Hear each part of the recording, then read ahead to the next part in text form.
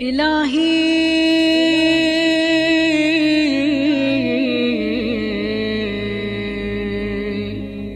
ما أنا بأول من عصاك فتبت علي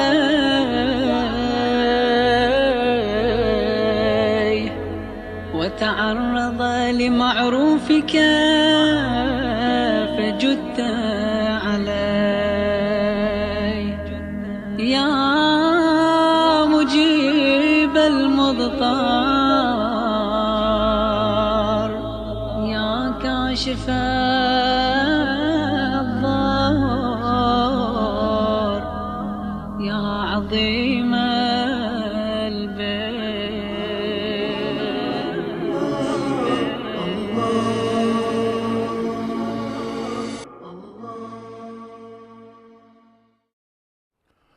أعوذ بالله السميع العليم من الشيطان اللعين الرجيم. بسم الله الرحمن الرحيم. الحمد لله رب العالمين بارئ الخلائق أجمعين باعث الأنبياء والمرسلين ثم الصلاة والسلام على أشرف المرسلين حبيبي وحبيب إله العالمين أبي القاسم المصطفى محمد وعلى آل بيته الطيبين الطاهرين. Mes chers frères et sœurs, Assalamu alaikum wa rahmatullahi ta'ala wa barakatuh. Nous sommes dans le cadre du dogme islamique. Comme prévu, mes chers frères et sœurs, nous avons commencé en réalité de parler à ce qui concerne Allah subhanahu wa ta'ala par son existence jusqu'à ses attributs. Dans la séance passée, nous avons parlé de l'attribut d'Allah subhanahu wa ta'ala dans la gestion de l'univers. Donc en réalité, mes chers frères et sœurs, il faut comprendre que lorsqu'on dit Allahu Rabbus Samawati wal Ard, c'est qu'il est celui-là même qui gère l'univers entier. Il est le gestionnaire en quelque sorte des cieux et la terre. Dans ce cadre-là, cela est mentionné dans plusieurs versets que nous avons relatés sitôt, l'une de ces versets. Et en ce qui concerne en réalité la question qui se pose à ce sujet, c'est une question aussi d'une importance capitale.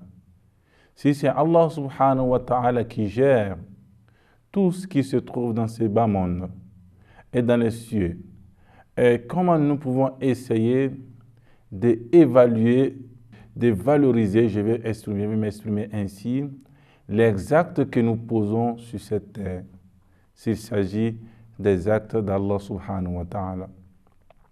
Pour répondre à cette question, il y a certaines personnes qui se sont attardées à dire concernant le commentaire de ce verset coranique, ce qui dit Allahu khaliqu kulli shay, donc Dieu, il est le créateur de toutes choses. Et ça fait partie de ces choses, le fait que l'être humain puisse gérer ses propres affaires, ça fait partie de ces choses, sa vie individuelle, la vie sociale, etc., ses économies. Il s'agit là de la gestion d'Allah subhanahu wa ta'ala. L'être humain n'a rien à faire, mais c'est seulement que Dieu qui intervient directement. Et dans les émissions passées, mes chers frères et sœurs, nous avons essayé de répondre à cette question disant que c'est vrai, Allah, il est le créateur de ces bas mondes, tout ce qui contient entre le ciel et la terre, donc sous la terre, dans les cieux, bien sûr. Mais Allah subhanahu wa ta'ala, il a créé ainsi, mais il a donné la gestion de certaines affaires de façon continuelle ou qui est rattachée, cette décision qui est rattachée, lui, à sa propre volonté, qui a confié soit aux anges.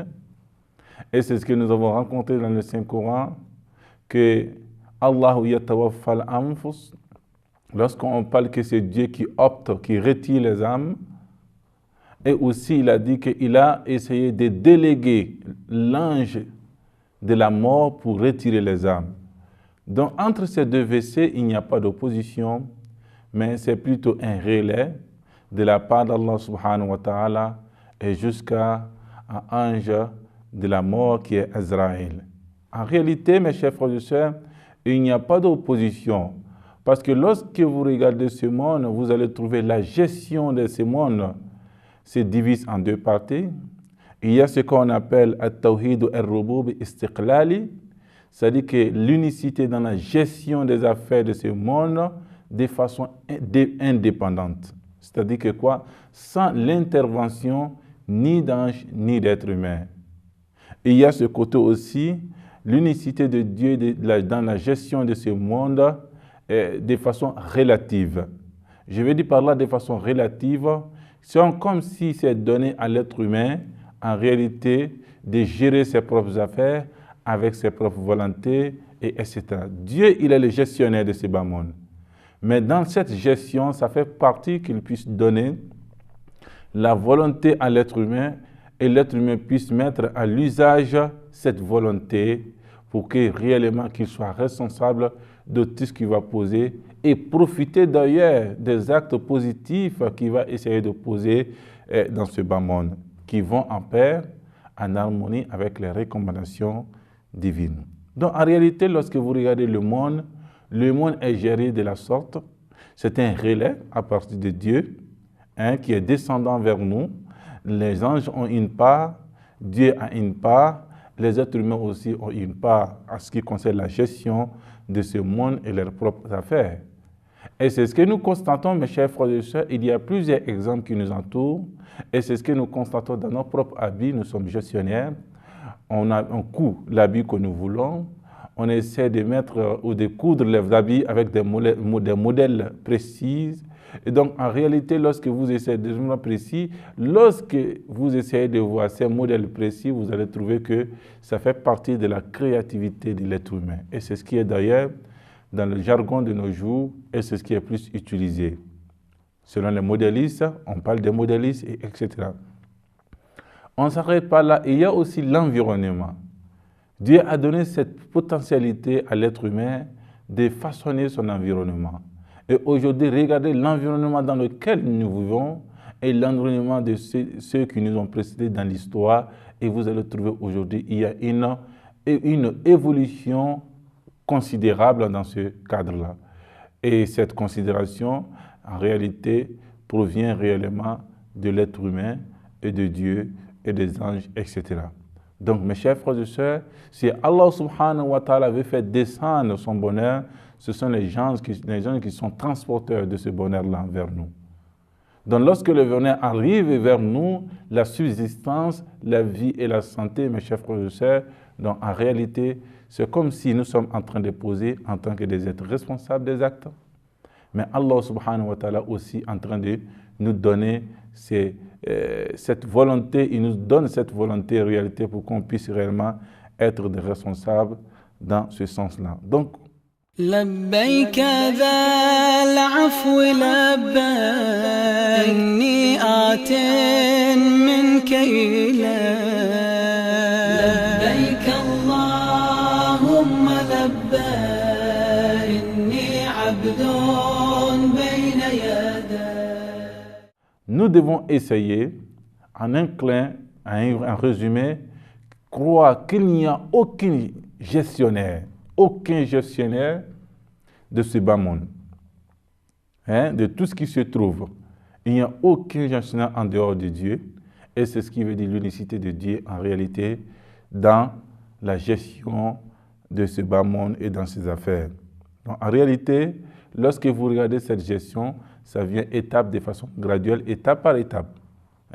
Ce sont les étapes qui sont là, et soit de transporter, soit de haut vers le bas ou le bas vers le haut. Donc, en réalité, mes chers frères et sœurs, nous devons essayer de comprendre la gestion de ce monde de telle façon. Pas pour dire que Dieu, il est celui-là même qui agit directement dans tout ce que nous posons comme acte. C'est tout à fait une erreur de considérer Dieu dans ce sens, parce que lorsque nous faisons des péchés, c'est comme Dieu il est en train de poser ses péchés, qu'ils soient exaltés complètement. Et lorsqu'on pose des actes de bonnes œuvres, c'est comme Dieu il est en train de poser ces œuvres-là. Donc c'est comme si Allah subhanahu wa ta'ala, c'est lui qui pose les œuvres et il se donne lui-même des recommandations il s'interdit des choses et il se donne des recommandations. L'être humain n'a qu'un choix, donc l'être humain est là comme un robot. Non, ce n'est pas l'enseignement de l'islam. L'enseignement authentique de l'islam, c'est que nous sommes des êtres volontaires. Nous avons des volontés et nous devons forcément jouir de cette volonté. Cette volonté n'est pas dissociable de la volonté d'Allah subhanahu wa ta'ala. Donc nous avons expliqué que la volonté de Dieu est de telle sorte que nous soyons vraiment des actes qui puissent être, que des personnes qui peuvent répondre directement aux actes que nous puissions poser. Donc la responsabilité, on ne peut exprimer la responsabilité que dans le cadre lorsque nous avons choix d'agir et de ne pas agir. Et c'est ce que le Coran nous dit. Inna hadaynahu sabilayn, imma shakiran wa imma kafura. Nous avons essayé de guider l'être humain sur les deux voies. Les deux voies, c'est-à-dire que imma shakiran, soit il devient reconnaissant envers Dieu, c'est de respecter la recommandation d'Allah subhanahu wa ta'ala, ou kafura, où il devient rebelle totalement à tout ce que Dieu a accordé comme subsistance, la vie et l'intelligence, lui et la vue, et etc. Il devient rebelle à Allah subhanahu wa ta'ala, que le Seigneur nous en garde. Donc en réalité, mes chers frères et sœurs, nous devons comprendre la gestion de Dieu, l'unicité de Dieu dans la gestion de ce monde. Nous devons comprendre sur cette formule-là. Et c'est ce qui est réellement la formule authentique et c'est ce qui rend nous responsables devant Dieu. Et d'ailleurs, lorsque vous regardez le Coran ne fait que qualifier ceux qui posent des bonnes œuvres. Donc s'il y a qualification, c'est qu'il y a quelque part un choix d'agir ou de ne pas agir, ou de laisser ou de partir vers. Donc en réalité, mes chers frères et sœurs, vous êtes d'accord avec moi que dans ce sens-là, nous devenons catégoriquement responsables de tout ce que nous posons dans ce bas monde-là. C'est pour cette raison que nous avons signifié cela. L'âge de la puberté, cela veut dire que quoi? Tout acte, toute recommandation devient obligatoire à la personne humaine lorsqu'il atteint l'âge de la puberté. Et ici, l'âge de la puberté, mes chers frères et sœurs, c'est comme si ça met réellement en jeu notre responsabilité devant Dieu et devant les hommes. Vous voyez, même dans l'environnement dans lequel nous vivons. Donc, mes chers frères et sœurs, nous avons compris cela et nous pouvons progresser avec la leçon du dogme islamique concernant, mes chers frères et sœurs, les attributs d'Allah subhanahu wa ta'ala. Il y a encore d'autres attributs. Nous avons essayé, si vous vous rappelez, mes chers frères et sœurs, de départir ou de partager ou de diviser les attributs d'Allah subhanahu wa ta'ala en deux. Le premier, les attributs d'Allah subhanahu wa ta'ala positifs, as-sifatu as-subutiyya, et il y a aussi les attributs d'Allah subhanahu wa ta'ala négatifs, as-sifatu as-salbiyya. Et nous sommes dans ce cadre, mes chers frères, que nous allons essayer encore de retoucher une fois de plus ces attributs-là, les autres attributs, Inch'Allah. Mais il faut comprendre comme rappel, mes chers frères et sœurs, nous avons essayé d'expliquer les attributs négatifs de Dieu. Il ne s'agit pas de la négativité dans la divinité d'Allah subhanahu wa ta'ala, non. Mais il faut considérer cette négation dans la phrase qui est utilisée. Lorsque nous disons que Dieu il n'a pas d'associé, c'est une phrase négative. Donc, en même temps, un attribut d'Allah subhanahu wa ta'ala. Donc, en réalité, il n'a pas engendré, il n'a pas été engendré, etc., etc., mes chers frères et sœurs. Ça fait partie des attributs, donc les phrases négatives. Oui, souvent, il y a des titres qui reviennent lorsqu'on parle de At-Tawhid, masalan, et par exemple, on dit At-Tawhid, l'unicité de Dieu. En réalité, le mot, il n'y a pas de négation, mais dans le fond de ce thème-là, vous allez trouver une négation. L'unicité de Dieu veut dire que Allah, il est unique, il n'a pas d'associé. Donc, dans ce cadre-là, mes chers frères et sœurs, il faut comprendre, c'est dans ce sens qu'il faut comprendre les attributs négatifs d'Allah subhanahu wa ta'ala. Et ici, il faut comprendre que si nous acceptons les attributs négatifs, parmi les attributs qui soient vraiment applicables à Allah subhanahu wa ta'ala, cela va nous amener réellement à à nier beaucoup de choses concernant Dieu, le Très-Haut. C'est-à-dire que quoi? Si nous acceptons réellement que Dieu il a un associé, s'il a un associé, cela veut dire que lorsque nous avons dit qu'il y a l'existence par obligation qui est imposée, imposable en réalité, donc en réalité cette existence n'aura pas de valeur. Parce que nous avons défini que cette existence, d'abord, elle est absolue. Cette existence, elle est absolue. Il n'a besoin d'autre chose. Il est la cause principale de toute chose que nous voyons, toute créature. Et il n'a pas de début ni de fin. Donc lorsque nous parlons qu'il a un associé, mes chers frères et sœurs, c'est ce que de mettre fin à la démarche que nous avons prise pendant ce temps. Donc en réalité, Dieu, il a ces attributs négatifs que nous pouvons aussi énumérer. Dieu, il n'a pas de corps physique.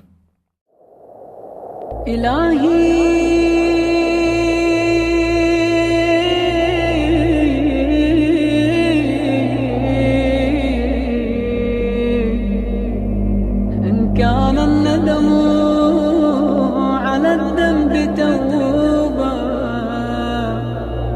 فإني وعزتك من النادمين.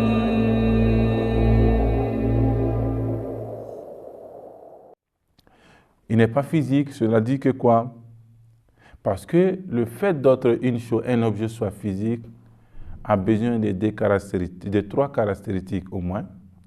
La première caractéristique, il faut que cette chose ait vraiment une longueur.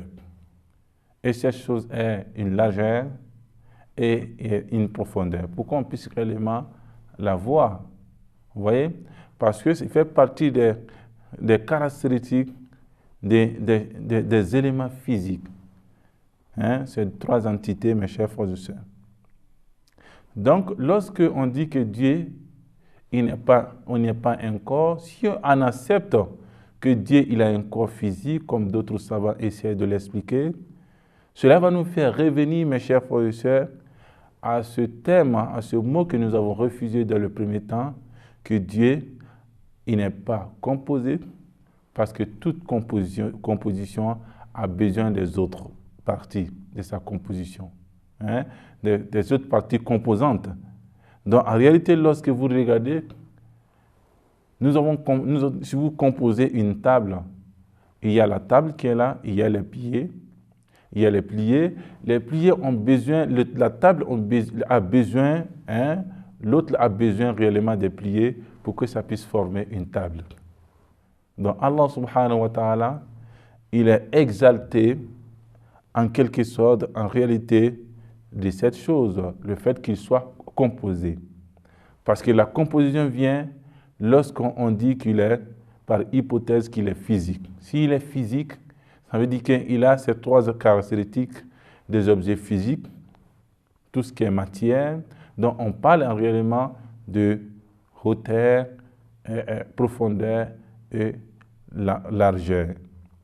Donc, mes chers frères et sœurs, Dieu, il n'est pas physique, aucunement. Et c'est ce que vous voyez dans le Saint-Coran. Laysa kamithlihi shay wa huwa as-sami'ul 'alim. Nul n'est égal à lui.